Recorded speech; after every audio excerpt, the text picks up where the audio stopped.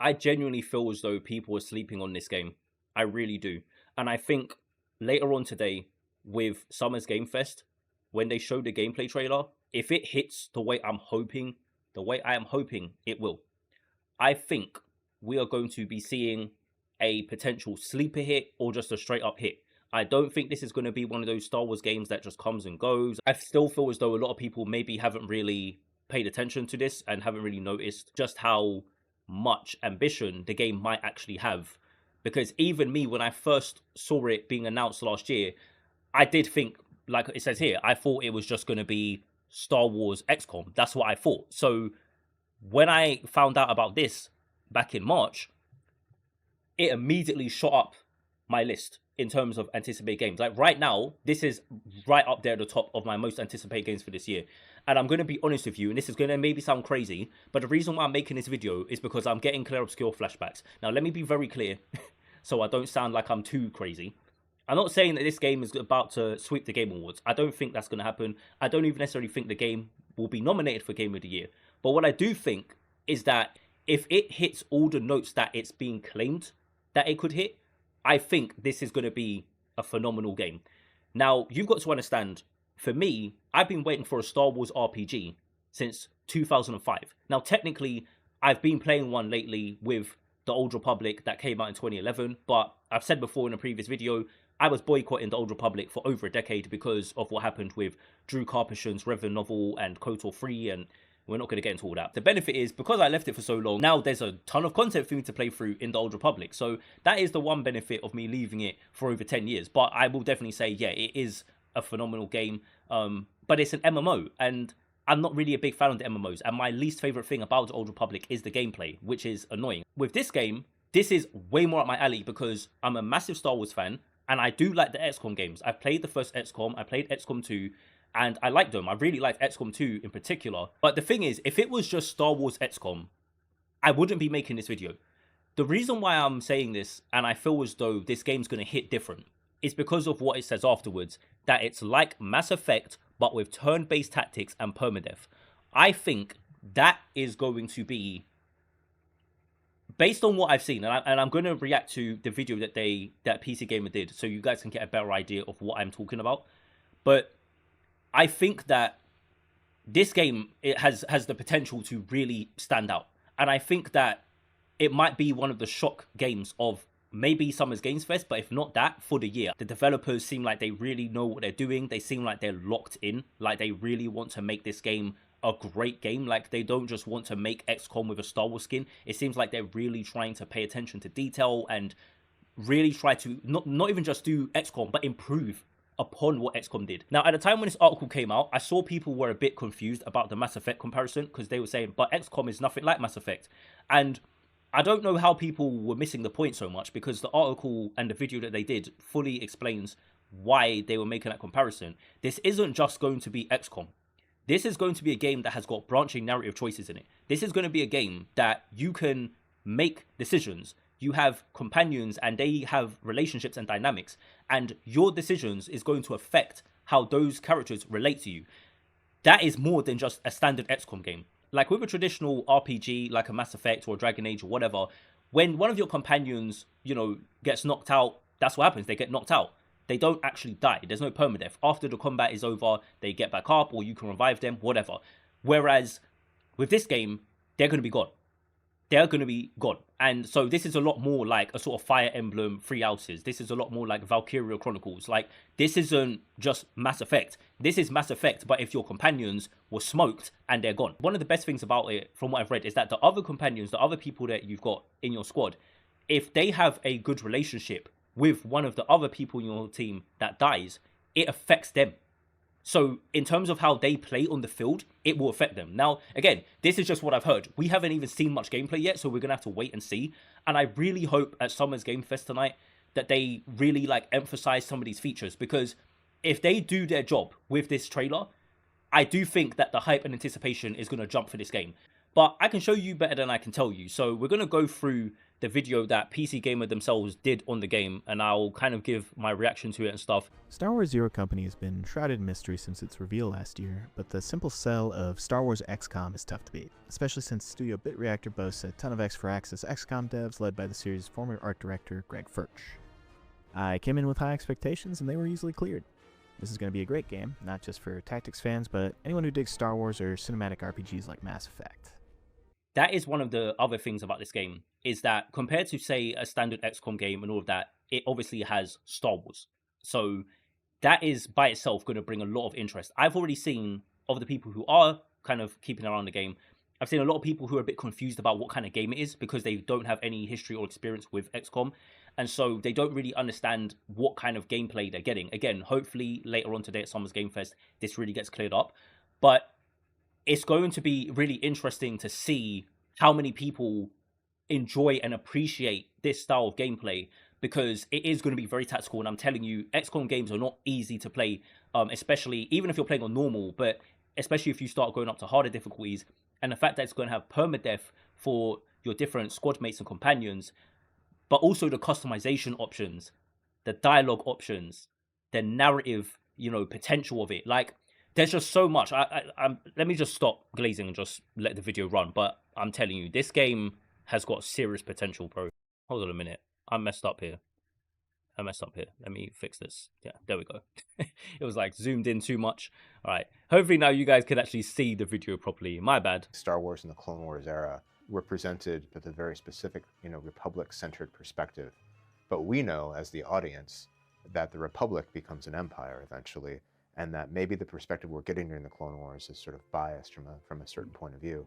Having these conflicting ideologies was really interesting, because we know the way that these ideologies will shake out. The dust will settle into an era of rebels and empire, of very light and dark, good and evil. But things aren't so clear during the Clone Wars era, and that makes for a really interesting opportunity. Oh my god. To, See, this is okay. Like, as a Star Wars fan, this is the type of stuff I need to hear from people who are handling the license, because that is extremely important. To me, if you're going to set a game during the Clone Wars era, you need to acknowledge the fact that the audience is coming in already knowing how this plays out, right? So don't insult our intelligence and act like it's we don't know, like we know. So it's good if the story and the characters is going to be written around the idea that the audience kind of understands. Like, the characters won't know, of course, but there's that dramatic irony in the fact that we know, like he says, it's going to become Empire and Rebels. But right now, it's not really like that. And the fact that you're going to have a squad composed of people that fit different ideologies, it's just, I think the potential here with character interactions, narrative, the writing is so good, bro. It's so good. Like, I just hope it delivers on these things. You experience the story directly. You're not a removed figure. You're there. I felt when I came on board the project, that was intrinsic to making this a satisfying Star Wars story. That's who we empathize with, the people who kind of get dirty and our boots on the ground with it. So that's why Hawks has that role. If you played the XCOM games, you know that you're more of a sort of disembodied commander, right? Whereas this game is going to make you the commander and the leader, but you are going to have an actual playable avatar that you can move around both within the actual combat segments, but also outside of the combat segments as well. And that already by itself is a great evolution of what XCOM already did. So, and like he said, again, Star Wars fans want that. Star Wars fans ain't gonna want to play some disembodied sort of eye in the sky that's commanding things from afar. That's not what they're gonna want. So he's 1000% correct on that. And the really shocking thing is, the main story missions, you'll go in there and you'll have a third-person action camera. It looks like Jedi Survivor or something, and you'll be, walking around as if it were an action game, and it's amazing, AAA production values. So he said that you get the over-the-shoulder sort of camera angle, and you can see it, right? And you can see the quality. You can see the quality, and it does look visually very good. And so even though it's a tactical game and it's an XCOM game, this looks definitely better than any of the XCOM games. This looks cinematic as hell for what type of game it is. I'm telling you, the presentation here is definitely going to catch a lot of people's attention. The team features alumni from Respawn's Jedi series, as well as strategy game veterans from Firaxis. Bro, look at the fact that they've got the Clone Wars, right, the Episode 2 board game here. Like, this is crazy. Like, to me, I'm seeing green flag after green flag after green flag. I'm seeing a lot of things that make me very hopeful and that'll give me a good impression of the developers. Like they just said, they've got people from Respawn who worked on the Jedi games. Now, me personally, I'm not like as crazy about the Jedi games as other people. I don't think they're bad games. They're just not particularly my flavor. But a lot of Star Wars fans, potentially a lot of you guys that are watching this, love the Jedi games. They're very popular. So when it comes to the third person sort of stuff, you're getting experienced developers who have already proven they specifically can make Star Wars look very, very good in that style. So I think merging these two things with RPG elements, come on, man. You know, I had left Firaxis after 22 years, and I was kind of working on what I wanted to do next. I knew I wanted to stay in tactics, and I definitely had an axe to grind with the genre. There's so much more we can do. I want you guys to hear what this guy says, because you heard him say he's got an axe to grind to the genre. Brilliant. Some of the best stuff that we ever see come out of a genre where it feels refreshing, where it feels different, where it feels innovative. It's when someone feels as though they have experience with something or they're a big fan of something, but they feel as though it's not living up to its full potential. And that's usually when we start to see a breakthrough with something that comes out and it hits different. And I think, like, with Claire Obscure, one of the reasons why, when I made my video about it last year, one of the things that stood out to me about Sandfall was they were clearly fans of JRPGs, of RPGs, and of the style of game they were making, but they clearly felt like we could be doing something more, we could be doing something a bit more interesting with this type of game. We could do our own sort of thing with it. So they wanted to kind of make their own spin on something, but still respecting what came before, but enhancing what they could. And I'm seeing the same thing here with this game. So listen to what he's got to say, because I think it's some major green flags. And that's where Greg starts talking about, I want to change the way we tell stories in the genre, and I want to make choice even more meaningful, and we want to present things in a more cinematic fashion. It's so easy for genre fans to kind of wear it as a badge of like, oh, the art doesn't matter, the graphics don't matter, the story doesn't matter, it's all about the gameplay. It is. The gameplay is what it is about. But depth doesn't cost you elegance. You can absolutely have all those other things. It's a single player game. There's not latency issues. You should have better frame rates, which means better graphics than other games. You should have better stories, because we can take the camera and tell you a story. We take a moment, have an immersive moment without it really changing your flow, because it's expected. Genre fans got conditioned to believe that they shouldn't have these things. But we're here to tell you can have both. I think I can speak for pretty much everyone when I say that is music to our ears. Now, obviously, we're going to have to wait to see if they deliver on it, but the mentality is 1,000% in the right direction. It's 100% what we need. Let me just tell you, this type of thinking is the reason Baldur's Gate 3 hit the way it did. Because Baldur's Gate 3 was Larian basically saying, okay, we know CRPGs do narrative amazingly. We've even done it. We've done it with Divinity Original Sin 1 and 2. So we know that CRPGs can hit. They've been hitting since the 90s. We know this for a fact. But why is it that they never really seem to appeal to the mainstream? Why is it that they don't have like the sort of big success that other games have that are RPGs, like Dragon Age, Mass Effect? You know, why is it that Knights of the Old Republic can become a big game that lots of casual gamers play, but the CRPGs are kind of, you know, relegated to being like these cult classics? Why is that the case? Because of presentation. Now, obviously, the fact that it's a tactical game is going to somewhat increase the barrier of entry, but also the fact that it doesn't look super appealing to a lot of people doesn't help.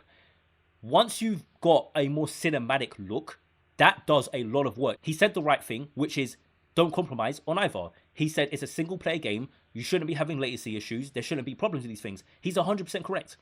And he's saying all the things that us as gamers have been saying for the longest. Now, again, whether they deliver or not, we're going to have to wait and see. But this degree of customization and squad makeup allows for some unusual builds. The astromech droids in the game are support units with extra utility slots for grenades and the like. I want you to hear what this guy says about the astromech droids and what one of his inspirations was for it. Because for me, it was an absolute W reference. I always wanted astromechs to be a playable unit in the squad. I always wanted to give them a special place as the king of support units, basically.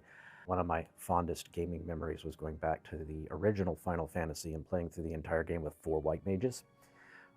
which made the game phenomenally difficult in the first like 4 to 5 hours of gameplay.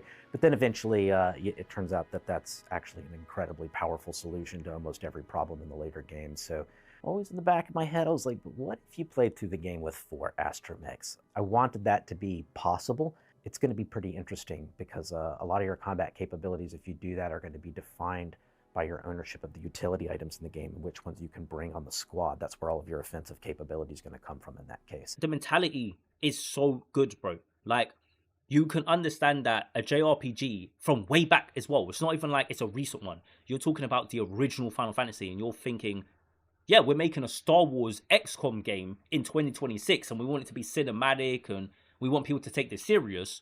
But hey, from when I was a kid and when I was younger and I played the original Final Fantasy and I thought it would be kind of funny to just play with 4 white mages, that has now influenced my development of this game so that gamers today can experience something as silly as what I did. Now, the average gamer is not going to play this game with 4 astromechs, but the fact that the option exists is what he wanted to recapture from the original Final Fantasy. You can't even do that in Final Fantasy today. And this is what I'm saying, like, the way how the mentality is with this development team is just, it's so good, bro. Like, it's one of the main reasons I'm actually excited for it. When I have listened to how they talk about this game, it's just, it's selling me on it. I mean, I don't know, you can tell me if you think that I'm overhyping this or whatever. Again, we're going to see later today, it's been leaked that this game is probably going to release August 27th, which is a good time for it to come out because it can't come out after the Star Wars Galactic Racing game because that's coming out in October. And if it comes out later than that, then it's going to be competing with GTA in November and December. And let's be honest, it doesn't want to do that. But then also if it comes out in September, it's also going to be competing with a bunch of games as well, like Wolverine and stuff like that. So I think they've picked a good slot, which is towards the end of August. It's a stacked year, man. Like I've pointed this out before. 2026 is a stacked year. Like, bro, today I just got done listening to Evanescence's new album. I mean, come on now, like, like it don't matter what medium it is, music, TV, movies, like games. Everyone's cooking this year, and I love to see it. I love to see it. If it looks terrible, I might take this video down. No, I won't do that. I won't do that. But like I said, it's at the top of my list as it currently stands. And unless they do something atrocious later on today, I think it's going to stay that way for me. But until then, my name is NextGenNovelist, and that's all I've got to say, and I'm out. Peace.